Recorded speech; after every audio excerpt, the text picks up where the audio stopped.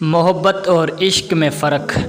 محبت اور عشق میں جو فرق ہے اسے امام ابو ہلال الحسن بن عبداللہ بن سال بن سعید بن یحییٰ بن مہران الاصغری یوں بیان کرتے ہیں۔ ان دونوں میں فرق یہ ہے کہ عشق کہتے ہیں معشوق سے اپنی مراد و مطلوب حاصل کرنے کی خواہش، اس لیے اچھا کھانے کی چاہت کو عشق سے تعبیر نہیں کیا جاتا۔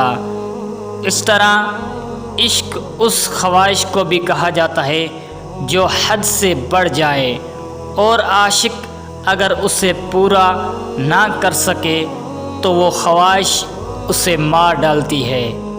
محبت اور عشق میں فرق اس انداز سے بھی بیان کیا جا سکتا ہے کہ محبوب محبوب ہی رہتا ہے، کوئی محب ہو یا نہ ہو، جبکہ معشوق معشوق نہیں ہوتا جب تک کوئی عاشق نہ ہو۔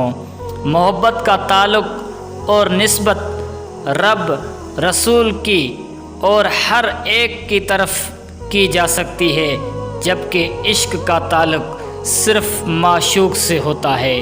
محب ساری دنیا کے لیے سکون کا طلبگار ہوتا ہے، جبکہ عاشق صرف اپنی جنسی تسکین چاہتا ہے۔